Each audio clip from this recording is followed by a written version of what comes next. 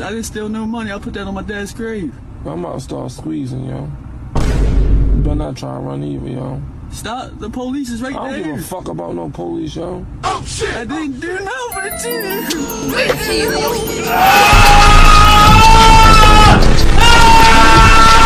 If you haven't seen Outlaw Star, I'm sorry to inform you, you're missing out on peak. I'm sick and tired of people saying Trigun is the best gunslinger anime when this masterpiece exists. If you ask somebody to recommend you a good gunslinger anime and they recommend Trigun, you are obligated to smash the goofy out of them. Until this dude shows up, that show is complete dog water, and that takes about 12 episodes, which is why I have a proposition for all of you. Instead of wasting your valuable time watching a show hoping it gets good, you could spend that time watching something that's good from the jump. That's why I introduced to you Outlaw Star. Now, Outlaw Star is about many things. It's about adventure and exploration. It's about finding purpose and self-discovery. It's about the friends we make along the way. And most importantly, it's about slamming the heart. In this anime, we have bullets that shoot spells. We got spaceships doing Brazilian Jiu-Jitsu. We got space pirates who manifest Tau energy to turn themselves into UFOs. And of course, my love, I mean my angel, my favorite character. Oh, yeah, my whole life is changed since you came in. I knew back then you were that scared. Yeah, that's nothing stopping. This follows the journey of our main character, Gene Welcome Down Starwind. He's a 20-year-old bounty hunter with only two things on his mind: money and cheeks. Yo, he just like me for real. He just like me. In the first episode, we had this dude named Rob Kane who pulled up to the bar to cause havoc. You see, he was searching for Gene because apparently Gene had killed one of his friends. This dude really said, "You'll be the 31st man I've killed." This guy has put 30 people in the ground. And once the bartender heard that, he called him Shinigami Rob. If I heard that somebody with the nickname Shinigami Rob was in my general vicinity, I'm dipping out expeditiously. But this is not FaZe the GOAT. Gene Welcome Down Starwind starts blasting with the utmost precision. Bro found out he was a cyborg, and he did not care. He shanked the mess out of him like he lived in the UK. Birmingham is a fucking shithole! I hate the fucking place! I fucking hate it! It's full of dickheads!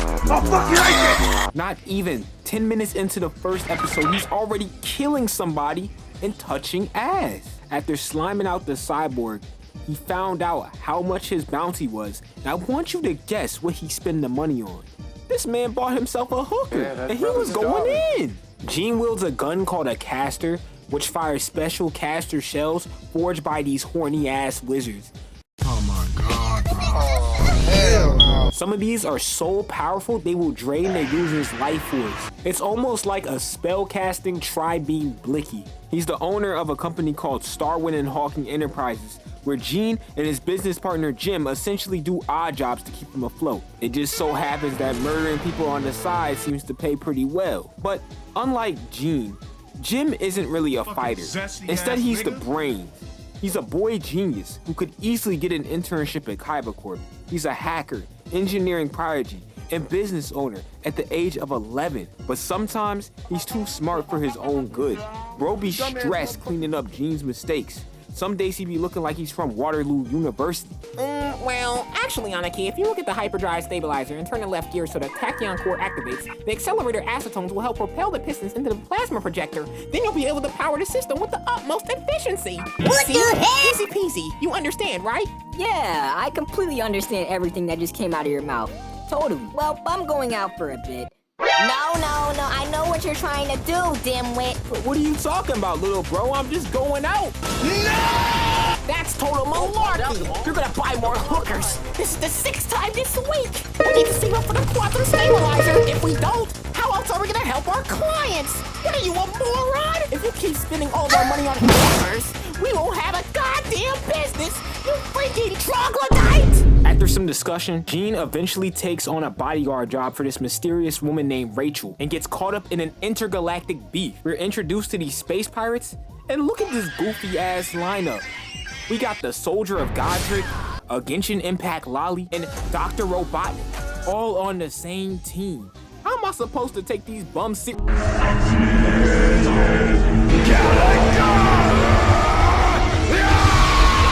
Oh, my fault. I ain't know y'all were like that. While the space pirates chased him down, it's revealed that the woman Gene was protecting was actually in a disguise all along. She was actually a notorious space pirate named Hot Ice Hilda, aka the prosthetic baddie bandit. Apparently Hilda had stolen something valuable from the space pirates, which is why they started hunting her down. Bro got set up. Bro got played. Bro even gets shot. But that don't matter cause he's Gene Welcome Down Starwind.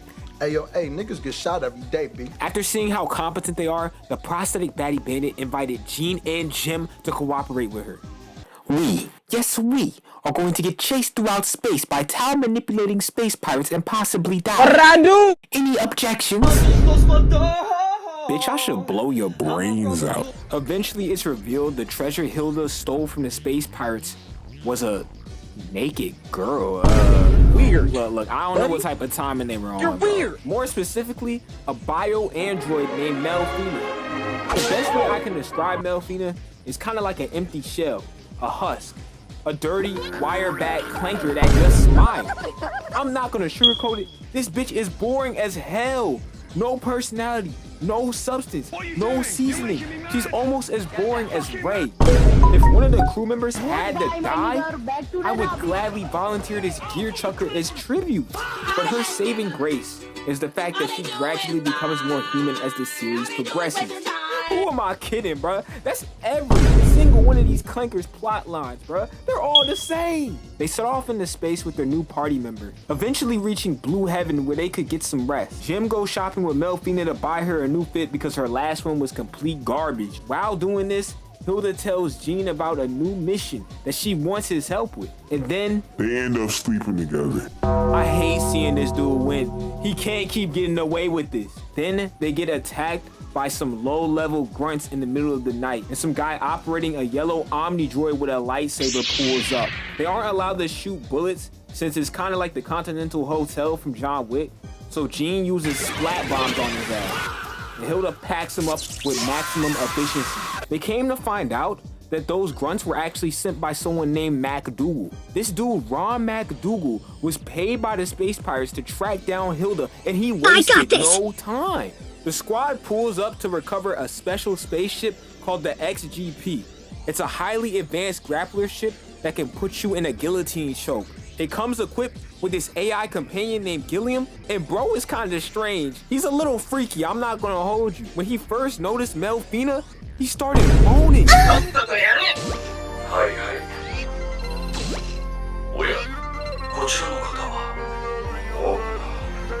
Hey yo, what the This dude started talking to her seductively and shit. Like, why is he saying her name like that? This perverted bot, Gilliam, commanded her to go into the Diddy pot and all of her clothes came off. Why she gotta get butt booty naked, you ask? Look, y'all ain't questioning for Ghost in the Shell. Stop pressing me, I don't wanna hear it. You probably watch Fire Force. In this laddered up state, she's able to power the ship and help the rest of the crew as the navigator. She doesn't question it at all, so I'm convinced Melfina and Gilliam are both actually freaks. But trust me guys, the rest of the show is peak. Hilda receives word that the space pirates are about to spin the block, so she goes back to her ship to make sure that doesn't happen, leaving Gene in charge with the freaked out XGP. But then we find out that Hilda might actually be a fraud, and she ends up getting snatched up by the space pirates. And then shortly after, the MacDougal brothers arrive, shooting missiles at everybody. They weren't teaming with anyone. It was an all-out battle royale. The Genshin Loli was like, "You betrayed us!" And that dude, Ron MacDougal, said, "Your contract is over. We're carrying out another contract now. Don't hate me. I'm just trying to get a bag. Get your money up, bitch." Seeing the MacDougal brothers ship gives Gene PTSD because it's the same ship that was spectating as his dad got blown up. The MacDougal brothers fire a giant missile at a nearby asteroid, causing Hilda and the space pirates to get knocked into the sun's gravitational pull.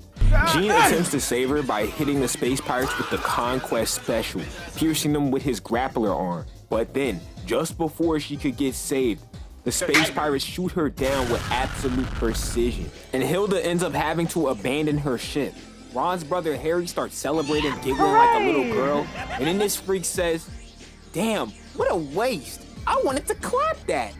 And Ron's like, She belongs to the streets. And then the McDougal brothers peace out. Jean tried to save her, but Gilliam said if they lose speed, they'll be sucked into the giant star as well, which leaves Jean with no option. As the main character who cares for his friends, he makes the decision to leave her sorry ass behind. You're the reason we're in this position in the first place. You should have locked in. Now your body's gonna get disintegrated. That's on you. Get over here! Goodbye, nigga.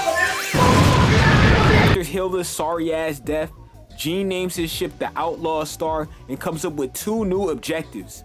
Kill the McDougal brothers for sliming his dad, and to go to the Galactic Ley Line, a place Hilda had mentioned, in order for him to get rich. The squad goes back to Blue Heaven so they can recuperate, and Aisha pulls up all dark and mysterious, acting like Jin Kazama in his vagabond hood. Like, damn, we see the fits. Aisha's like, Where's that bitch Hilda? Where's the Galactic Ley Line? I know y'all niggas know. and Jim's like, oh my god, it's a black. What you just called me? Katara. Yeah, that's right. Jean's like, I don't know. What did you say? Aisha crashes out. Aisha chases them down and kicks Jean like he owes her child support. Then she proceeds to Mario Goomba jump on this dude. She hit the ground with more anger than Robin's double knee drop. She's trying to catch a body. I'm not gonna lie, if I was in this situation, I'd just give up. Cause what am I gonna do? Fight her? I'ma have to let her know. If I wanna die, I'ma need a kiss. What? Aniki, she's getting aggressive.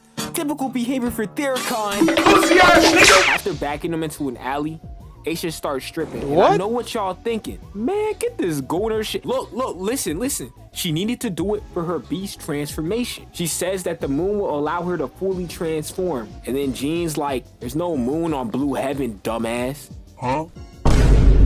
Are you serious right now, bro? Then Jean's party takes off once again. Fast forward a few minutes, Aisha catches Jean lacking. This dude was really trying to get some robo buns. Don't worry, girl. I'll make you feel human. I don't care if you a clanker, I'm still cracking. Hey, yo, what the fuck? I'm having trouble understanding right now. Don't worry, you will once I rearrange your bolts and you help me know. Y'all really think y'all can get away from me? None of my ops have ever escaped. You cock blocking bitch. Jean pulls out his UK pocket knife, but Aisha takes no damage, completely shattering it. Since Aisha is a Katara, she's just strong as hell. But lucky for Jean, she gets hungry, so he decides to get her some food, and then the beef ends. Just like that. So if you ever think you're gonna die, just buy your ops some food. She eventually joins the crew after being found floating out in space. How does she get there, you ask? Alright, y'all asking way too many questions, bro. Stop LARPing, watch the show, and get off my dick. I didn't mean it, please, come back, please. I really enjoyed this character. Some people think she's annoying, but me personally, I was getting fried every time she was on screen. She's a racist, and she thinks her clan is superior. When I discovered this, I knew she was the one for me. The next party member they meet is Suzuka, a professional assassin whose entire character is just being cold. She is the Outlaw Star Aura Farmer. Wielding a wooden sword like Gintoki, she got the name Twilight Suzuka because she is known to kill her victims during a setting sun. She even brings a pocket watch to make sure she's on time. This woman is vicious. She cuts a whole ass truck in half. Why? To show off. To Aura Farm. She said, that was merely a feat of strength. Like, huh? She was hired to kill one of Jean's wealthy connections, Fred Lowe. Now, Fred Lowe was kind of zesty, I'm not gonna hold you. Jean almost blew his dome off because he was doing too much. But he offered Jean a lot of money to protect him from Suzuka, so, you know, we gotta get that bag somehow. So they start scrapping, and Jean quickly realizes she is not to be played with. But since his name is Jean Walk Him Down Starwind, he does it anyway.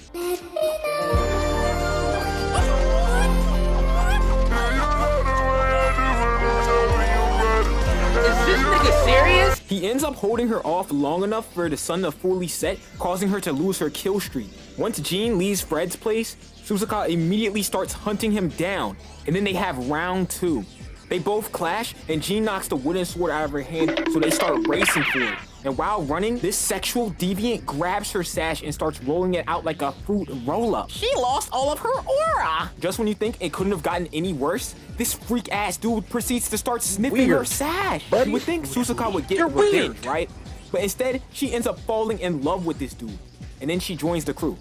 Alright, bro, you got bitches. Okay, we see it. Now that we got all the character introductions out of the way, I'll move on to my favorite episodes. I remember one episode where Fred asked the crew to participate in a women's only wrestling tournament that would decide the strongest woman in the universe. And Suzuka was like, man, fuck that shit. I'm not working for Fred.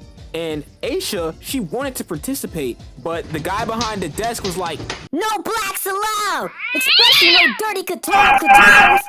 Get some kibbles and bits, you fucking cat Nick! But apparently, the last Kotaro that had entered transformed and killed over 984 people. And so from that point on, Kotaros were all banned as a result. So, you know, it was kind of valid, but this discrimination pissed Aisha off so much, she took matters into her own hands by beating up one of the contestants, stealing her fit, and shoving her into a locker like a Disney bully. She managed to get in under the new name Firecat. I know Firecat got some fire cat. Is this nigga serious? Is there Gucci lady on? Gene was unaware of Aisha's underhanded methods at first, so thinking he had no choice, he ended up cross-dressing like Cloud Strife in order to participate. And then bro ends up fighting against this stud, and he was not taking it serious whatsoever. Fuck are you talking about?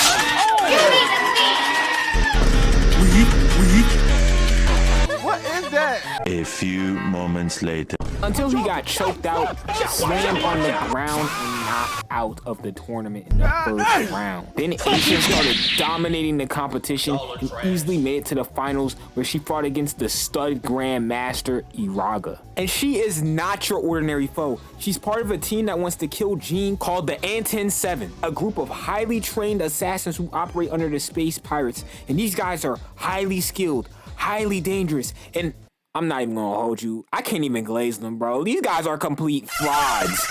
I'm not gonna go into details, but just know these guys are complete bums. Iraga is still solid though. She starts the fight by throwing an inside crescent kick. Aisha dodges and goes for a sweep, but Iraga Mario jumps to evade and starts doing a cannonball, charging up like she's an earthbound immortal, and then proceeds to drop kick the absolute shit out of my baby girl. How could she? Aisha didn't like that, so she immediately starts putting the paws on her and lands the knee of justice. Then she follows up with a throw, but Iraga takes those and starts piecing Aisha up. I'm telling you, this was bad. Look at those fingers to the solar plexus. I know she was in agony. How strong your fingers gotta be to make somebody wear this expression? I know Araga's fingers got to look like this, because that is absolutely absurd. As if it wasn't bad enough, Iraga nearly drops an elbow on her dome. But Aisha was ready for it. She starts gripping her up like she's on WrestleMania. I'm talking head scissors, throws, arm bars. She was getting violated. I damn near thought a chair would start flying. She was really wrestling like she had to feed an orphanage of starving children. But then it's revealed the stud is actually a Kotaro in disguise. And look at the crowd, they were terrified, because they remember what happened the last time a Kotaro entered. After transforming, Iraga immediately targets Gene, but Aisha was able to save him and... Bro, come on, bro. It should have been me, not him. It's not fair. So she proceeds to transform, and a bunch of space pirates get out of their disguises like they just finished playing a game of prop hunt. And moments later, the entire arena engulfs in flames, like Endeavor had an STD. But throughout all the struggle, all the hardship, Aisha emerges victorious. Another standout episode for me was when Gene was first introduced to the Anten 7. I know I called them fries not too long ago, but their introduction was genuinely tough. The crew was just chilling in the crib, waiting for another job offer. Then this man starts screaming out, Gene Starwood, get your bitch ass out here! Huh? Come out to the streets! Pull up in front of my house. Matter of fact, you ain't even gotta pull up in front of my house. Pull up in front of the motherfucking precinct and let's bang out. Right down the block. You know where it's at. You studied my whole neighborhood. Or pull up in front of the Kmart and let's bang out and let's do it on camera. I know my life to your life away right now. Right now. Let's do it for the camera. Right now. And if you win, I'll make sure I got like $70,000 in my pocket. Is this nigga serious? If you body me, you can take the money. Right now. I hate you, nigga. Let's die. So this mysterious man named Shimi officially challenges Gene to a duel that will take place the following day. And this had Gene low-key terrified because bro could have easily popped his head like a balloon a few seconds ago. But unlike Mugen, this dude wasn't training. He wasn't preparing. Bro was playing a dating sim. No sense of urgency whatsoever. Later that day, he went to a bar to get himself a drink and started chopping it up with some random ass old head talking about the existential consequences of a duel. You know, the normal problems. Later that night, when he was about to get some sleep, Melfina comes up the stairs and starts touching his face. Now hold on a second before I explain what happens next. Throughout the story, it becomes very clear that Gene, despite being a fuckboy, his actual love interest is this blank face clanker. Bro could have done so much better, but you know, it is what it is. With that being said, when she starts touching this man's face, the neuron activated and Gene tried to crack, but that didn't go so well. No, you cannot insert your penis into my oil tank. You mean I can't get the Gulp Vacuum Suction 3000 either? Unfortunately, I can't help you with your request. The fuck are you here for? Do my ears deceive me, or am I being blueballed by a bucket of piss? You can't cook for shit. What other affordances do you have? Get out! Get out! I know they later sort out their issues, but this scene low-key fried me. I've seen some people frame Gene like he's completely in the wrong, which he did in fact crash out, which I don't agree with because, you know, he didn't have to say all of that. But when it comes to him trying to get some cheeks, I think about it like this. Me personally, I can't blame him.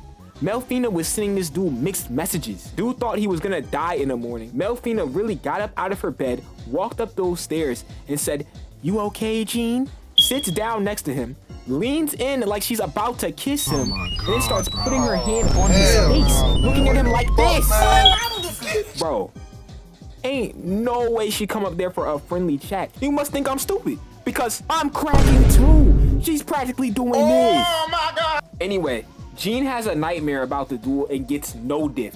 Bro gets washed like some dishes. He starts seeing visions of dead people, and Hilda was there looking at him like, bet you would have saved me now, huh, bozo? Melfina starts crying, standing over his leaking body. Shimi really had this man tweaking like he was seeing Thrag hallucinations. This shit is ridiculous. And look at this man's facial expression when he finally woke up. He was shook. Once the day of the duel arrives, Gene, Jim, and Melfina were all stressed. But Aisha was chill. She was just standing there like, we do not care. And Suzuka takes this time to aura farm once again. Gene finally pulls up to the spot and the tension is in the air. They both get ready and then Gene walk him down Starwind, smokes his ass. And Shimi's like, hold on, I can't die looking sorry. And he blows his body up like a regular show extra. Then it's revealed the real Shimi was actually the old head from the bar. Like, bro, you're telling me that the creepy ass laughing salesman fit having assassin that gave Gene Welcome Down Starwind a literal nightmare wasn't even part of the team? There's levels to this shit. Shimi's real name was Leilong, and he was an absolute demon. He said, I'm not like my sorry ass pupil. I'll put every single one of you on the ground, and that's on the N-10-7. He was with the smoke. Gene goes all out and tries to use his caster gun on him, but Leilong casts him a flag. And then he starts chasing Gene down like his jetpack joyride. This dude was relentless. Then he starts catching him on his wake-up attempts. Gene could not take roll to save his life. Jim pulls up like, get your dirty Chinese hands off my bro. And Melfina starts crying out saying that if he's gonna kill Gene, he has to kill her first. But I'm not gonna lie, ain't nobody worried about Melfina.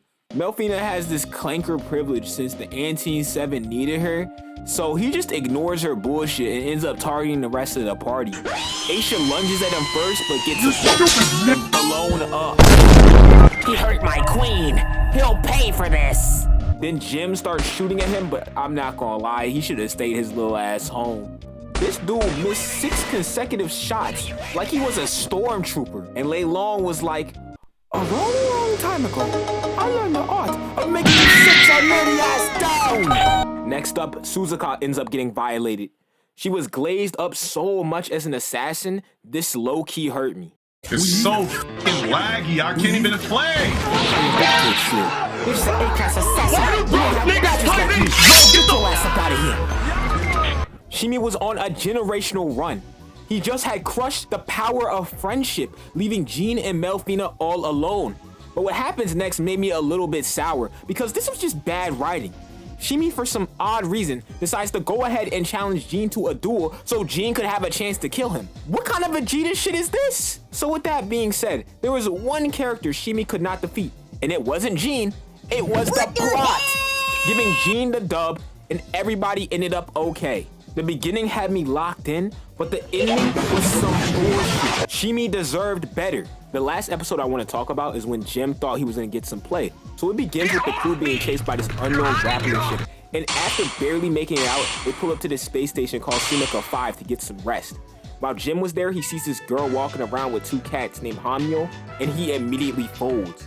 They start chopping it up, but I'm not gonna lie, Jim got no game, but he somehow miraculously gets her to start talking about how it was fate that they were brought together. And Jim's like, yo, you trying to come through later? And she agrees. So they plan a date at the same spot. Jim was really feeling himself and ends up asking Gene if he was on his first date, what kind of present would he bring? And Gene was like, oh, so your balls finally dropped. It's about damn time. Don't worry, I'ma put you on game. Shut up! So they meet up for the second time and Jim brings her flowers. Hanmyo's like, oh, nobody's bought me flowers before. Jim was flying through her social link with minimal effort, and they planned another date. This was such a wholesome moment until we see Hanmyo go back to her ship, and it's revealed that she was the one attacking them all along. She was actually a member of the Anten 7. And we also find out her cats can not only talk, they can pilot their own individual grappler arms. Unaware that Jim is actually part of Gene's crew, she begins hunting down the Outlaw Star for the second time. And this was wild. A violation, if you will. Before her attack, Jim was over here depressed, apologizing to her in his head for missing the date, not knowing that she was also in space actively looking for them. And then Hanmyo sees them and it's on sight. Her grappler ship breaks off and starts applying pressure before she comes in with her own grappler arm. And it's a 3v1, straight jumping them. Aisha starts swinging around and tosses one of the grappler arms like she's Barry Bonds. Fuck out of here. Then Hanmyo comes through to save her cat. And I'm not gonna hold you, this was tough. Look how they bounce off of each other. I swear I love 90s animation so much. But Hanmyo's other cat wasn't so lucky. They were getting gripped up and shot at. This was a flat out animal abuse. You hear the cat screaming in agony, and Gene's crew proceeds to toss the cat aside and watch her blow up. All 9 of her lives were depleted in an instant. The Outlaw Star was moving vicious. This left the other cat shook, and Hanmyo was like, they won't get away with this. So they start chasing them down, and Jim launches a barrage of missiles, killing Hanmyo's other cats. Bro, somebody call Peter. These guys are some villains, some thugs. Then the Outlaw Star proceeds to piece up Hanmyo. I felt bad for her. It was like I was watching her get bullied. Fuckers, you goddamn motherfuckers. You a bird! And she ends up getting blown up as well, and Jim starts celebrating, unaware he just killed his girlfriend. When they go back to Sumika 5, bro is just there sitting in a park waiting for, my guy, you just smoked her. Anyway, that's all I wanted to talk about, so let me know in the comments your thoughts about Outlaw Star. Also, it's way better than Trigun.